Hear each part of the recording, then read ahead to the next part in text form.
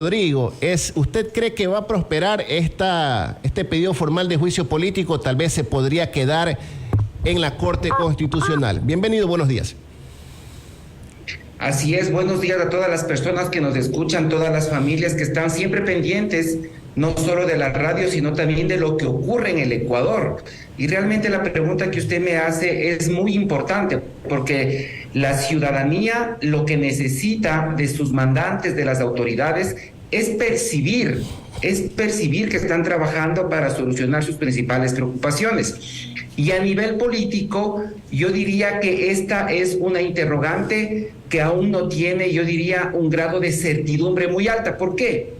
Porque acá lo más importante es cómo vaya a tomar la Corte Constitucional todos los argumentos jurídicos, existiendo ya una jurisprudencia, existiendo ya algunas disposiciones legales que dicen claramente que la Corte Constitucional no tiene que evaluar este proceso desde el punto de vista penal, desde la mirada, digamos, rigurosa de un juez o un fiscal, sino que tal como lo dice, es un juicio político. Ahora, yo me pregunto, y la ciudadanía se pregunta algo que es importante: ¿qué pasa si es que da paso o no da paso a la Corte? Vamos a poner dos escenarios.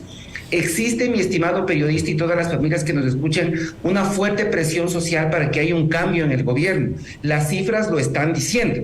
Las cifras están diciendo que el presidente tiene una muy baja aceptación de gestión a nivel nacional. ¿Esto qué quiere decir? A niveles prácticos y con palabras coloquiales, realmente hay un descontento muy importante. Segundo, vamos a ver que las principales preocupaciones de los ecuatorianos no están siendo atendidas, no desde lo que yo digo, sino desde lo que dicen las cifras. El tema de seguridad, por ejemplo, lo que ha ocurrido esta madrugada con este líder de el segundo al mando de los choneros, Junior Roldán, realmente hacen que la situación sea muy fuerte ya en la cotidianidad. Entonces hay una fuerte presión social. La Corte Constitucional, digamos, no da paso al juicio político. Eso lo único que haría es aumentar la presión social para que vengamos a un estallido en los próximos meses. Nosotros desde el Centro Latinoamericano de Manejo de Crisis, mi querido periodista, hace más o menos unos 8 meses habíamos advertido, incluso antes del último levantamiento de la CONAIE, habíamos dicho que vamos camino a un estallido social, porque todos los indicadores sociales, los indicadores de empleo, lo que estaba ocurriendo en el país apuntaba a eso. Eso ocurrió finalmente.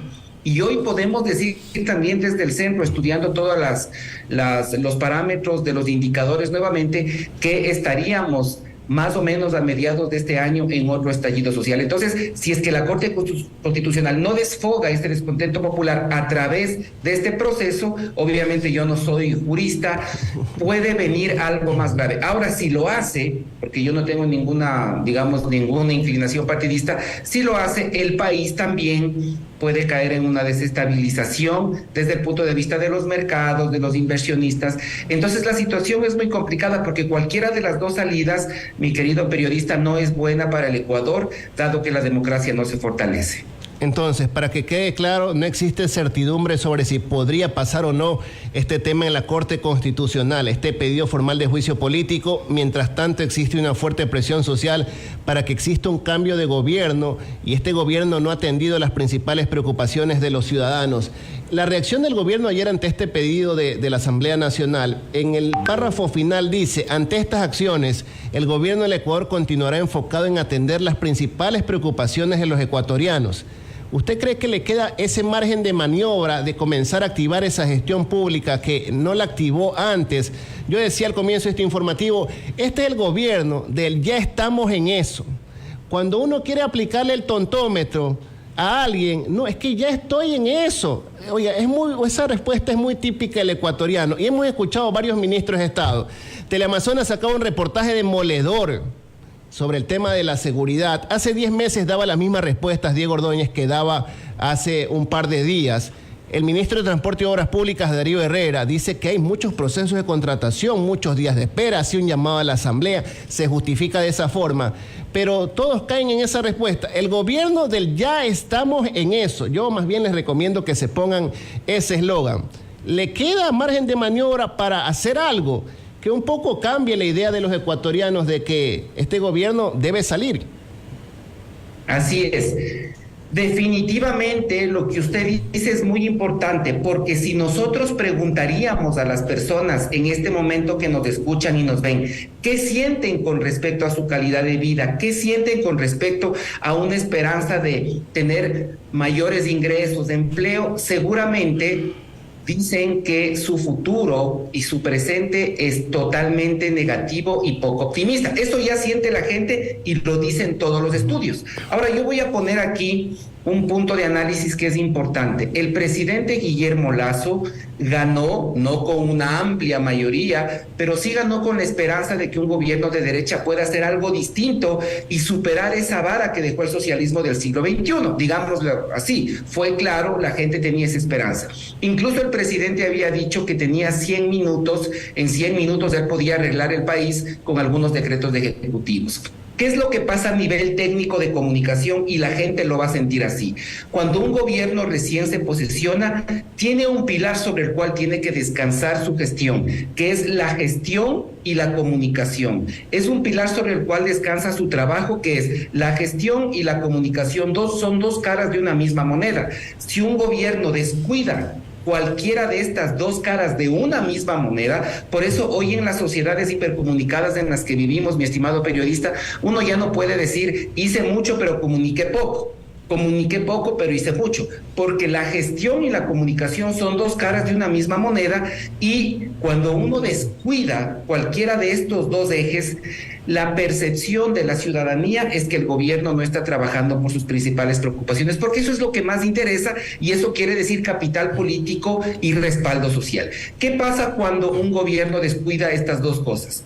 Gestión y comunicación. Simplemente está creando un escenario de crisis en que va a comenzar con el ataque de sectores políticos reflejado en el descontento popular o en base al descontento popular, y finalmente terminará en un estallido social. Entonces yo le pregunto a la ciudadanía, ¿qué siente cuando yo le pregunto cómo ha visto la gestión y la comunicación en este gobierno? Y yo creo que la respuesta es obvia. Por eso estamos, yo digo, ante un escenario en el cual cualquiera de las dos salidas no es buena para el Ecuador. Pero aquí nos preguntamos, mi estimado periodista, ¿quién permitió que lleguemos hasta este punto? En lo que usted dice, si el presidente hubiera dicho al principio que se iba a tomar un año para poner la casa en orden, quizá no hubiera ganado, porque el mensaje del primer año del presidente fue: no hemos hecho mucho en un año, que son 12 meses, para poner la casa en orden. Y yo pregunto, el 87% de los hogares en el Ecuador son de clase media, media baja, baja y extrema pobreza, lo dice el INEC. Para ellos se pueden dar el lujo de esperar un año por una medicina, por una atención en un hospital, por una obra de alcantarillado, por una vía, por protección social para los más pobres.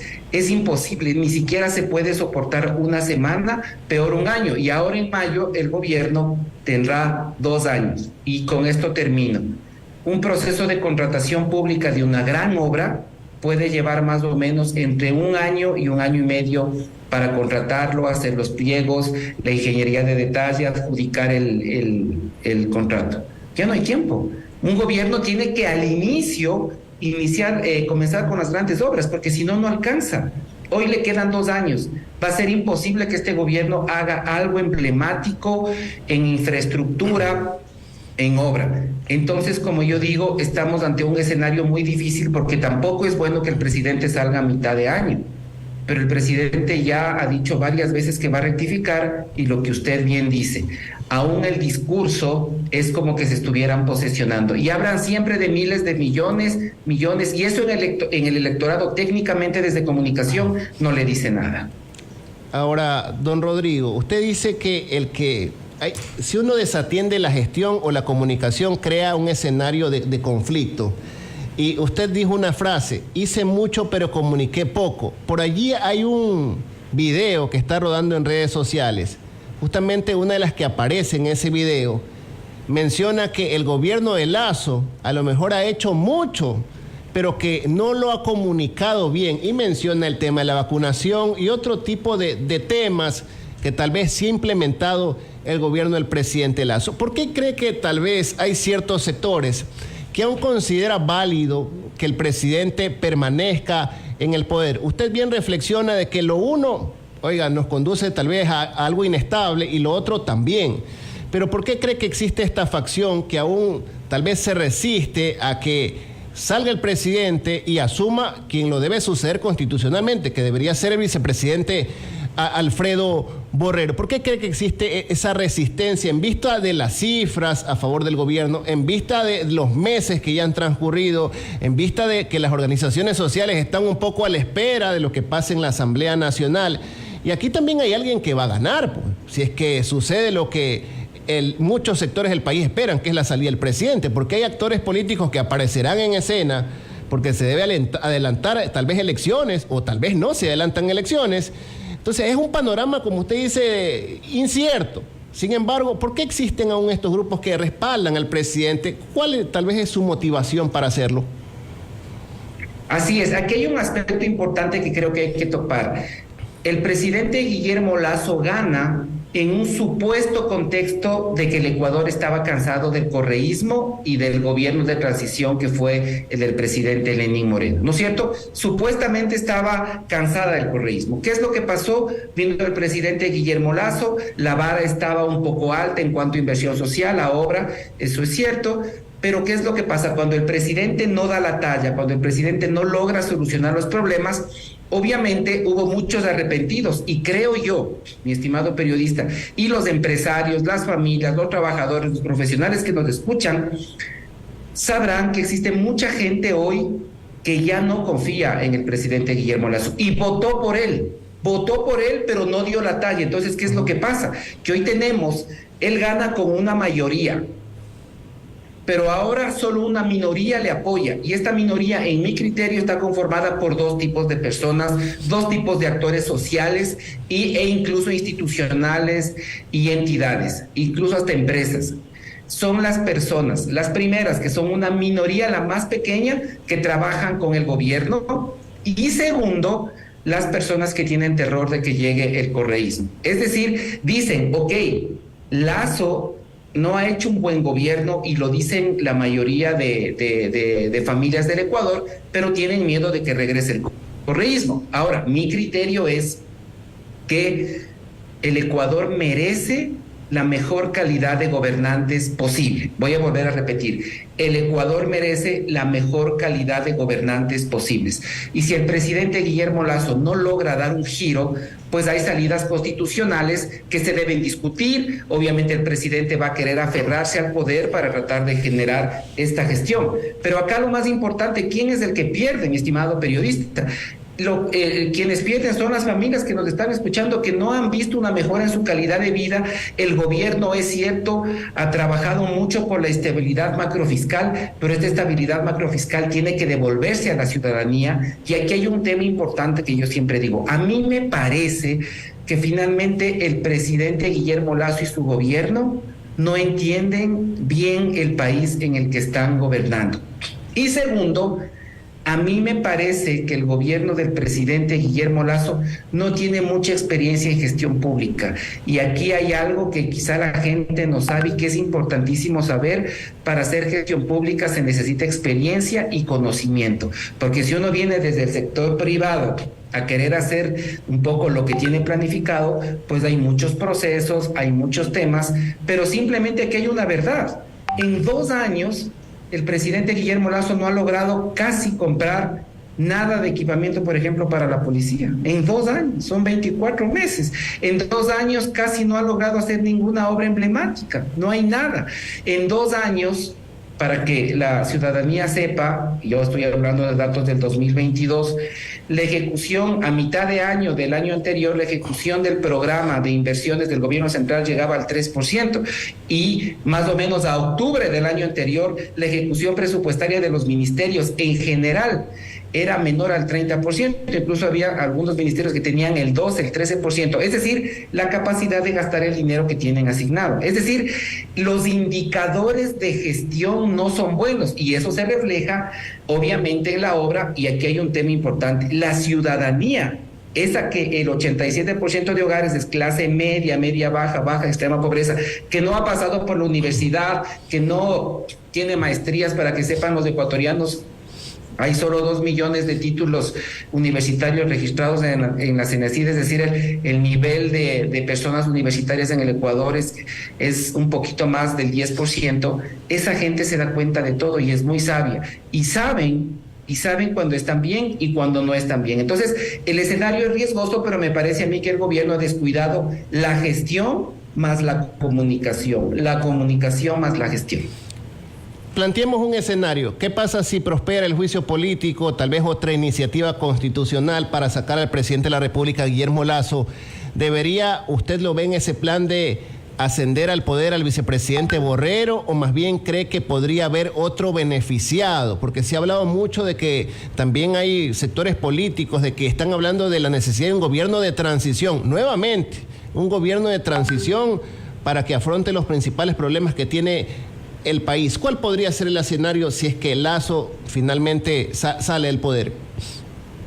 Mire, me parece que, por ejemplo, en ese escenario, si nosotros tomamos como un escenario general que el presidente finalmente vaya a juicio político, ahí yo tengo muchas más certidumbres, porque una vez que el presidente se vea abocado a enfrentar un juicio político, yo pienso que existe un 95% de posibilidades de que el presidente dictamine o emite a la muerte cruzada. Eso es más que obvio, con altas probabilidades. ¿Por qué? Porque el presidente ya lo ha dicho. Me parece que el presidente ha sido claro, sus ministros también han dicho que el documento está para firmarse simplemente y emitirse, y en ese escenario el país iría en elecciones luego de un medio año que el presidente se quede. Entonces, me parece que en ese escenario es claro que se iría a la Asamblea, se iría el presidente en 6 meses, y obviamente ahí lo que ocurriría es que me parece a mí que la salida constitucional sería mucho más favorable al Ecuador, porque vendrían elecciones anticipadas. En el caso de que no dictamine la muerte cruzada, subiría el vicepresidente, y ahí la gran pregunta que nos hacemos los analistas políticos es que el vicepresidente ha dado muestras de solidaridad, de unidad con el presidente, y yo creo que el vicepresidente no quiere un lío tan grande como manejar un Ecuador en crisis, y renunciaría también, obviamente, a la presidencia, y ahí vendría otro mecanismo constitucional en el cual se activaría la Asamblea. Entonces, ¿qué es lo que pasa ahí? Yo creo que en ese escenario la salida es clara, muerte cruzada, nos iríamos en 6 meses a elecciones. ¿Quiénes serían tal vez los principales aspirantes a ocupar la presidencia si es que se da ese escenario de la muerte cruzada y se anticipan elecciones? Mire, esto es claro, y el medidor de las elecciones del pasado febrero fue claro. Existen hoy 2 nuevas agrupaciones que están captando mucho la simpatía popular, que como usted sabe es UNES y también Pachacuti un poco. Entonces, ¿qué es lo que pasa? Me parece que entre los dos puede haber pueden ser los principales triunfadores, porque aquí hay algo importante. Cuando uno descuida la gestión y la comunicación, se vuelve un gobierno débil. Y cuando uno es un gobierno débil, la política es así. La política por su naturaleza es así. Cuando uno es un gobierno débil, todo el mundo te va a querer atacar, todo el mundo va a querer cazar cazar oportunidades para obtener más poder. Y aquí es importante. Esto pasa aquí en Alemania, en Japón, en todo lado. Cuando uno es un gobierno débil, se expone a más ataques, se expone a personas que quieran utilizar, manipular, a quererte destituir. Pero lo clave es no llegar a este punto de ser un gobierno tan débil. Aquí hay una cifra súper importante a nivel de la gobernabilidad en América Latina, que cuando un presidente tiene menos del 7% de aprobación de gestión nacional, existe un serio riesgo de sustitución democrática o de golpe de Estado. Y el presidente lamentablemente ya está está en un dígito de aprobación. Entonces, el país necesita una salida. El presidente no cumple ni 2 años, y nosotros habíamos estudiado esto, que el presidente tiene el récord nacional de caer 40 puntos en aceptación nacional por cada año. Entonces ya casi en 2 años no le quedaría nada, y esto le pasó. El presidente comenzó con 73 puntos de buena imagen y al primer año ya tenía menos de 40 puntos. Entonces, digamos 30 y pico. Entonces, esto es grave porque si nosotros vemos el nivel de gobernabilidad del Ecuador en base a la fortaleza del Ejecutivo, vemos que prácticamente al final de este mayo, porque mayo todavía falta, no es que está la otra semana, el presidente tendría entre 5 y 6 puntos de aceptación nacional de gestión, lo cual es prácticamente inservible para gobernar. O sea, no tienes diálogo con nadie, nadie te cree, incluso el presidente pudiera rectificar, mi querido periodista, o sea, el presidente diga usted que le iluminan y en mayo nos lleva a ser el primer mundo, y a nadie le va a creer, porque ha llegado a un nivel tan bajo de aceptación de gestión que aunque hiciera maravillas ya va a ser bastante, es decir, estamos casi en un punto sin retorno. Gracias por su tiempo esta mañana el máster Rodrigo Jordán, analista político, integrante del Centro Latinoamericano de Manejo de Crisis, aquí hablando acerca de la coyuntura nacional, por el momento incierta, pero con esas cifras todo parecería que se viene un nuevo estallido si es que no prospera este juicio político, y él advierte que tal vez podría darse en el mes de junio de este año, mediados de este año. Veamos qué sucede con el Ecuador. Gracias por estar aquí en Buenos Días América. Gracias, Carlos, un saludo y felicitaciones por su programa. Gracias, 7:29.